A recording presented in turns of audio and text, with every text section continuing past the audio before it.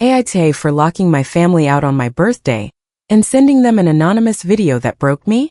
My name is Sophia Bennett, and I was preparing for my 30th birthday. I had big plans, but in my own way. A quiet get-together at my house, the one I bought 2 years ago in a quiet suburb. It was not a mansion out of a magazine, but it was mine, and I was proud of it. I work as a senior software engineer at a large tech company. To be honest, they pay me a very comfortable 6-figure salary, but I hardly spend anything on myself. Just the mortgage and the basics because most of my money goes somewhere else. I am the oldest of 3 siblings. My middle sister, Chloe, is 26. My younger brother, Ryan, is 24. For as long as I can remember, my parents repeated the same thing to me. That because I was the oldest I had responsibilities, that I had to take care of my siblings, help around the house and set an example. When I turned 16, I got my first job at a fast food chain to support the family. I remember perfectly how my mother sounded proud, as if she were giving me a medal. "Sophia, you are very smart, you can do this," she would say. "Your brother and sister look up to you. Do not fail them." My father would nod seriously and finish it off by saying, "We are counting on you. You are the one who keeps this family in order." And I believed it. I worked all through high school. Then I won a full academic scholarship for college. Even so, I looked for ways to make more money. I teamed up with a classmate, and we did freelance coding projects and extra IT work. Sleepless nights, weekends in front of the computer, and every dollar that came in I sent it to my parents' house. I did it anyway. Years later, everything was the same. I paid the monthly mortgage for my parents' house. I helped Chloe with the rent for her trendy downtown apartment. I helped Ryan with his rent too. And on top of that, I sent them an extra amount every month via bank transfer so they would not be tight on money. Between everything, I easily spent $4,000 a month, sometimes more. I earned a good living, but I was not a millionaire. Even so, for them it was already normal, as if that money were a fixed part of their income. And the worst part is that I felt good because my parents bragged about how responsible I was. They would tell anyone who would listen, my aunts and uncles, the neighbors, their close friends. "Sophia is our pride and joy," they would say. "She takes care of us, she supports us. She truly understands what family is." That fulfilled me until it stopped fulfilling me. Chloe had a boyfriend, Jason. I liked him fine enough. Ryan had a girlfriend too. Her name was Emily. I did like Emily. She was sweet, polite, and always asked me how I was doing with genuine interest. At family gatherings, you could sometimes notice a strange discomfort in her when they started with harsh jokes about me. I saw it, but I did not understand it. For my birthday, I wanted something special, but nothing crazy. I do not like huge parties or crowds of people. I have never been the most social person. I prefer small gatherings with those I care about. So I decided to invite them all to my house. I ordered catering from a really high-end steakhouse here in the city. I placed a large order with what I thought they loved. A ribeye steak for my father, chicken parmesan with premium sauce for my mother, grilled salmon for Chloe because she always ordered it when we went out, and a massive porterhouse for Ryan because he thinks he is a barbecue expert.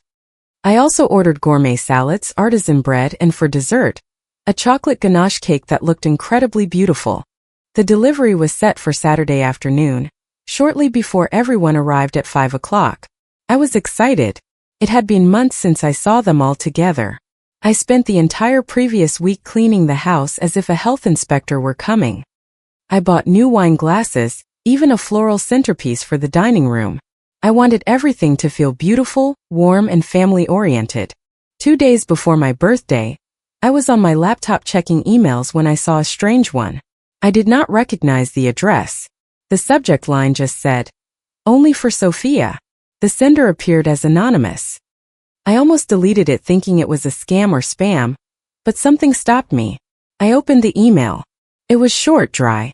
"Watch this video and understand how your family really treats you." It came with an attachment. I felt my heart start pounding in my chest. Who would send something like this? And what did "how they treat me" mean? I stared at the screen for a while, as if the video were going to hurt me physically. Finally, I hit play. The quality was bad, like it was recorded secretly on a phone. It was shaky, the audio sounded a bit distant, but the image was clear. There were my mother, my father, Chloe, and Ryan, sitting around a table that looked like the one in Chloe's apartment. There were wine bottles, beer cans, and an open bag of chips. They were laughing heartily. I turned up the volume on my laptop and leaned in. What I heard chilled me to the core. "Do you know what the funniest part is?" my mother said. And you could hear her taking a drink. "That we only tolerate Sophia when she sends the money transfer." My father burst out laughing and raised his beer. "The more she sends, the more we love her." They all laughed as if it were the greatest joke in the world. My hand started to shake. Chloe wiped away tears of laughter. "Oh, you guys are too much. But yeah, it is really funny watching her try to dress up for everything. She has zero taste. She puts on those cheap clothes from the clearance rack and still thinks she looks good." I felt a pit in my stomach. I looked down at what I was wearing that day. A simple sweater and jeans, nothing special.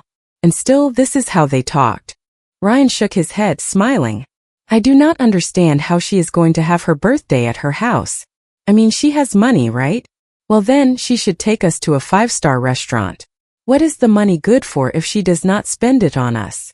Chloe mocked her tone. "It is just that she is scared of people. She is scared to go out, she is socially awkward. That is why she hides in the suburbs." And they laughed again. My eyes filled with tears, but I could not look away. My throat hurt. They spoke as if I were a ridiculous character, as if I were a burden who pays the bills. In the video they remained happy with no idea that someone was recording them. Ryan took another drink. "The best part is that we do not even have to give her expensive gifts. Honestly, I do not even feel like giving her anything." "Obviously," Chloe said. "She already gives us so little anyway. I need more for my things. My designer bags, my new iPhone, whatever. She just pays the rent and sometimes tosses in an extra check, but it is not enough." I almost dropped my phone. So little. I sent Chloe a huge amount every month between rent and living support, but for them it was never enough. The more I gave them, the more normal they considered it. My mother nodded as if they were planning a business deal. "We have to see what we can do to make her feel guilty and give more. We make her feel like she is not delivering, like she is failing as a dutiful daughter." My father raised his glass again. "Cheers to our personal ATM." They clinked glasses and laughed. The video cut off suddenly. I stared at the black screen without blinking. It felt like the air had been knocked out of me, as if something broke inside. And that was it. Everything I believed about my family, my life, my place there was a lie. I did not know who sent me that video, but in that moment I was grateful for it, because otherwise I would have continued in that fantasy where my family loved me and valued me. Instead, I found out the truth. They did not love me, they wanted my money, they took everything from me, and then laughed at me behind my back. And the more I thought about it, the angrier I got.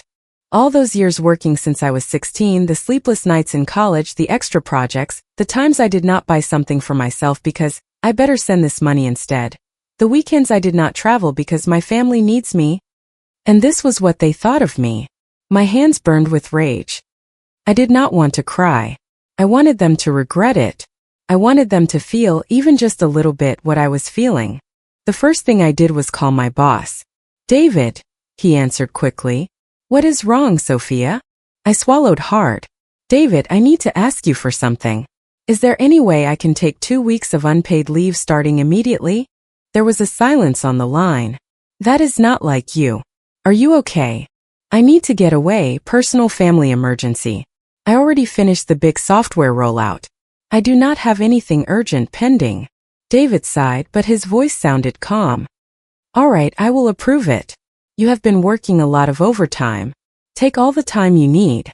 "Thank you," I said, and I hung up. As soon as I hung up, I opened my laptop and started looking for flights. I had always wanted to go to Hawaii for a few days, but I never did. There was always something: the house repairs, the wire transfer.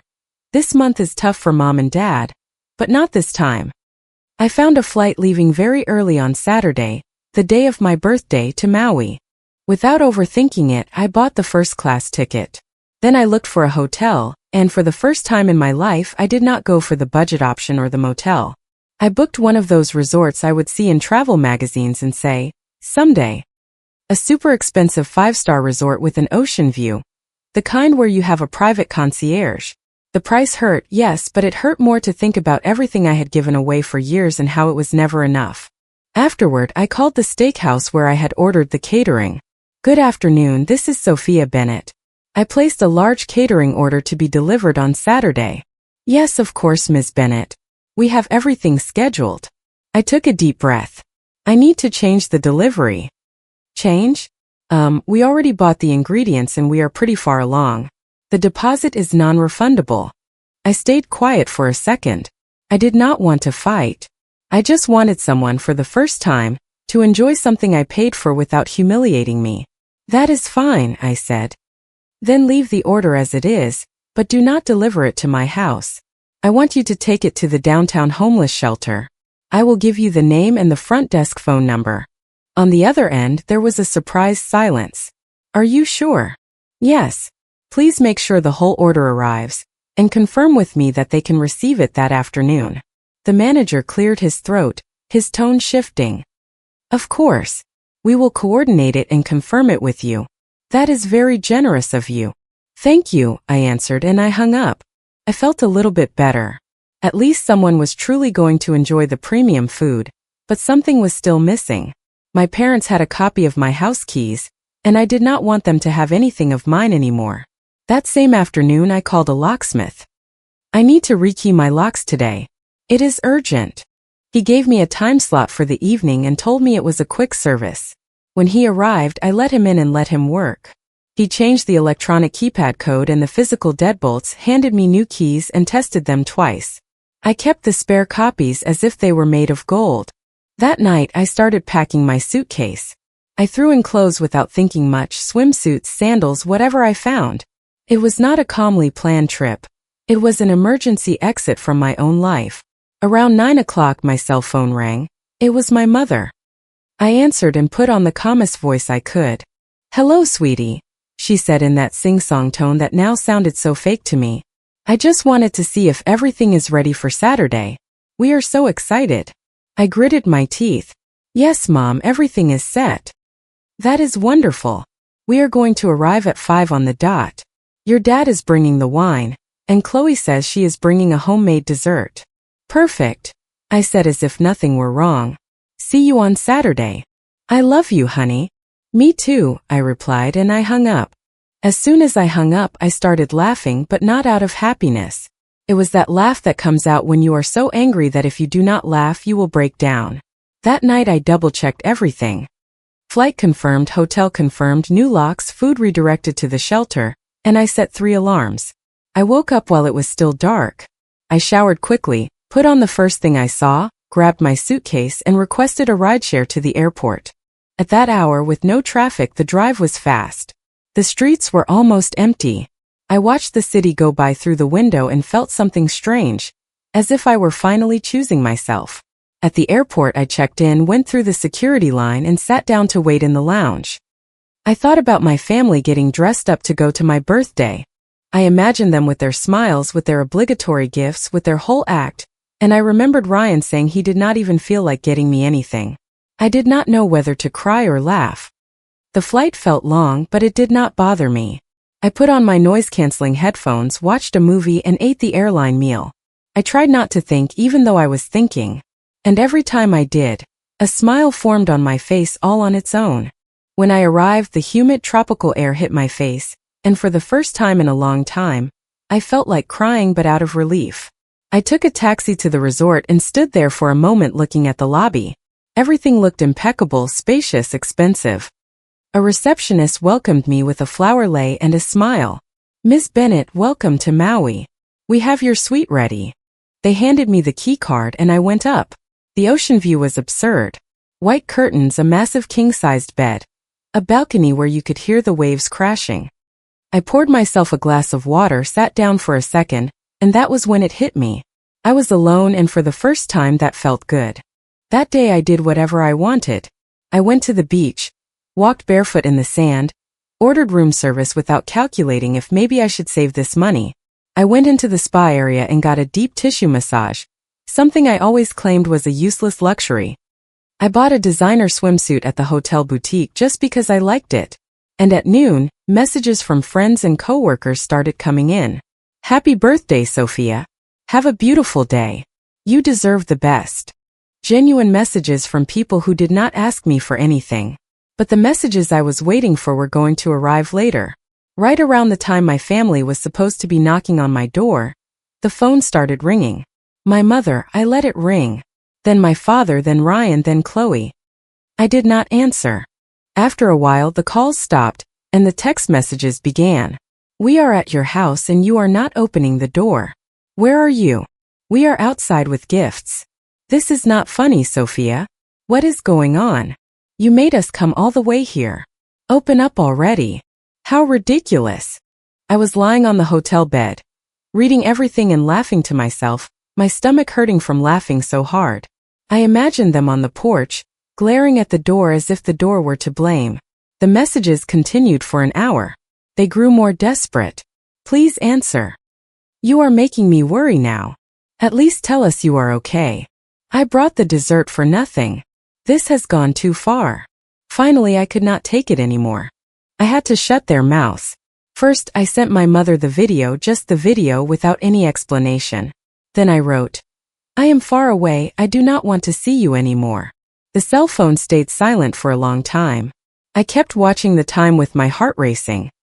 I pictured them together like always, trying to invent a lie that would work for them. Until my mother wrote, Sophia, that video is not what it seems.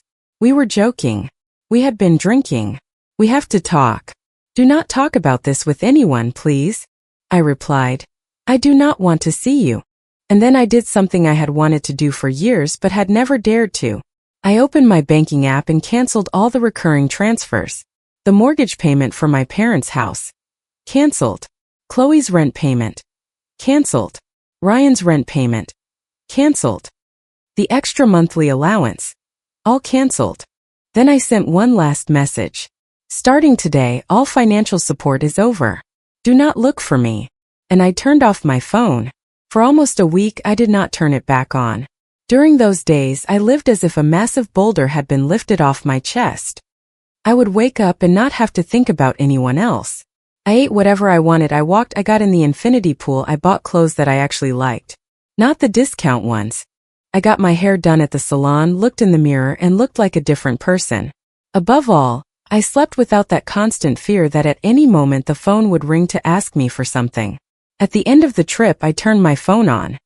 I had dozens of missed calls and a ton of voicemails and messages. I did not open them, I deleted them all. I was not interested in reading excuses. I returned to the mainland and took the second week easy, just as David had told me, taking all the time I needed. I stayed home with the blinds closed, regaining my strength, keeping quiet.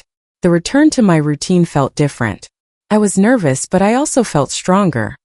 In total, those 2 weeks were enough to make me understand that I was not wrong for choosing myself. When I finally went out into the street again, my house was the same. The new locks worked perfectly. There were no signs that anyone had tried to break in. That night, while I was sitting watching television, I heard loud knocks on the door, then voices. Sophia, we know you are in there, my father said.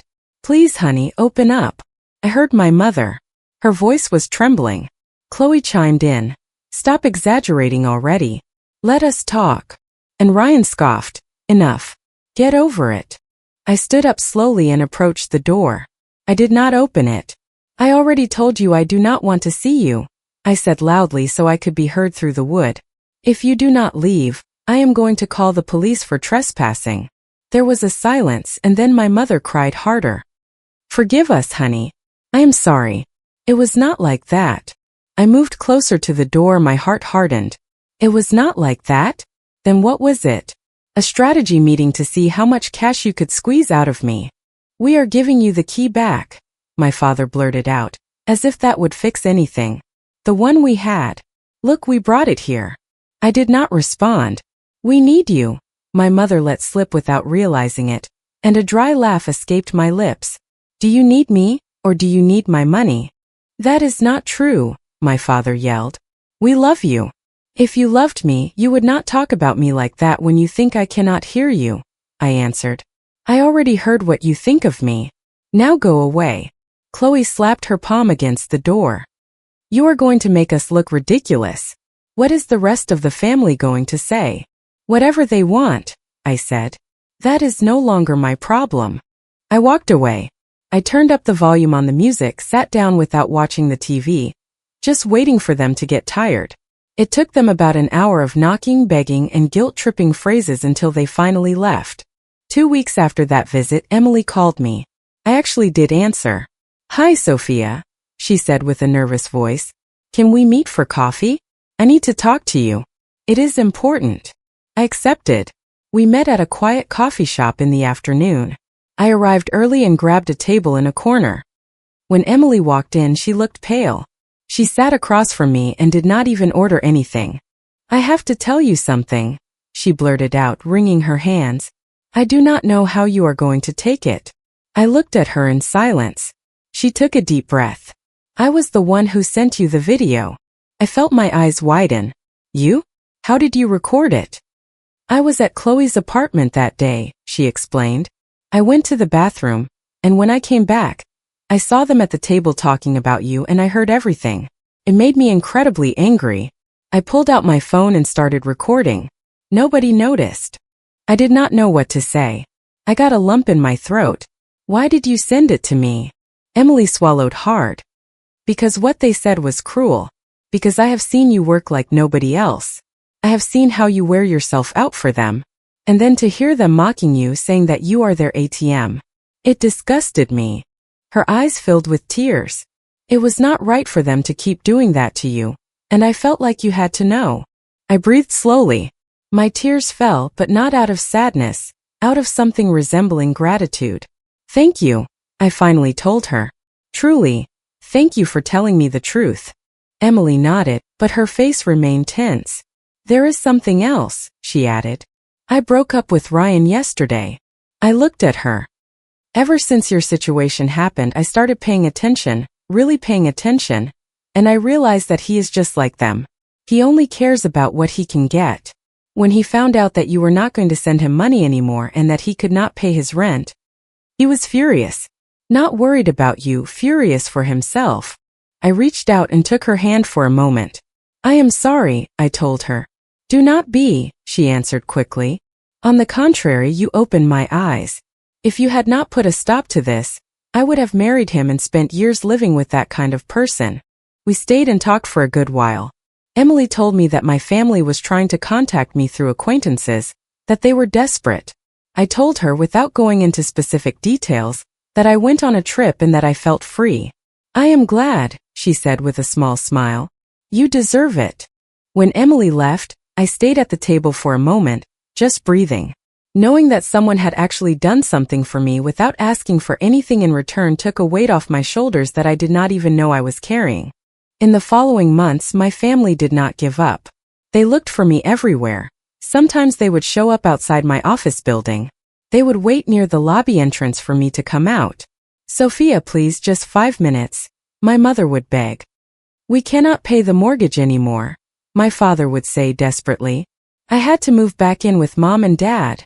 Chloe would complain as if it were the end of the world. "You ruined my life. It is your fault." Ryan would scream. "We are family, you have to help us." I would not answer them. I would walk straight ahead, as if they did not exist. If they got too close, the corporate security guards would walk me to my car so they would not corner me in the parking garage.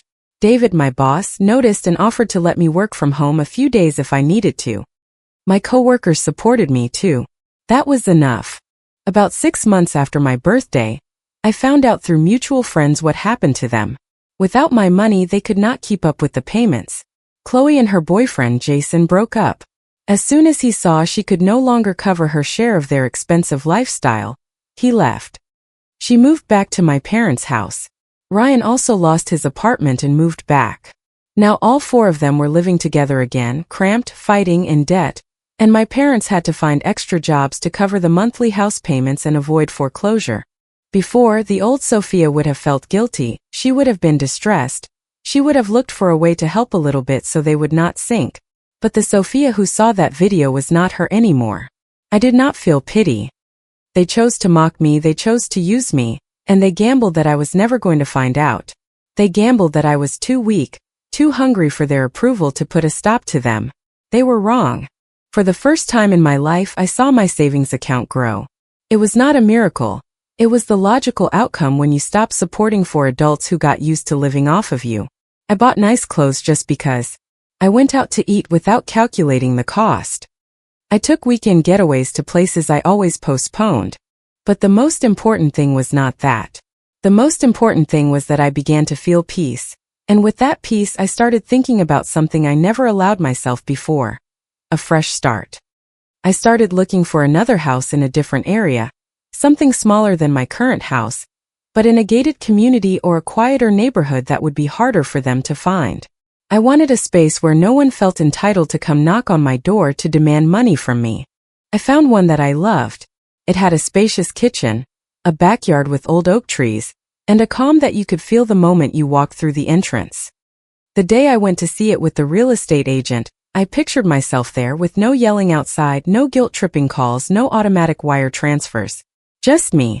I made an offer that same day and they accepted it. When I signed the closing papers, I thought of Emily's video. It was the worst and the best thing that could have happened to me. The worst because it showed me that the people I loved most did not love me the same way. The best because it set me free. My family probably thought I was going to come crawling back, that sooner or later I was going to give in, that I would not last without their fake expressions of love. They were wrong about that too. I was no longer their ATM. I was no longer the one who worked herself to exhaustion to keep them together. I was no longer going to live a lie so they could be comfortable. I was finally free and I had no intention of going back. Comment. Sometimes we mistakenly believe that love means giving pieces of ourselves until there's nothing left. Setting boundaries with people who take advantage of you is not an act of cruelty, but an act of self-respect. Your value is not measured by your bank account or by how much you sacrifice for others. Real love doesn't come with a price tag or hidden conditions. It takes immense courage to choose your peace over the expectations of everyone around you. Remember that you are allowed to walk away from environments where you are not truly appreciated. Healing begins the moment you decide that your mental health matters more than keeping up appearances. Surround yourself with people who celebrate you for who you are, not for what you can do for them.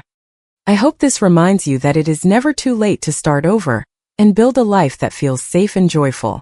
You deserve a future filled with genuine kindness and tranquility. If you liked it, don't forget to leave a comment and support the channel by subscribing. See you in the upcoming stories.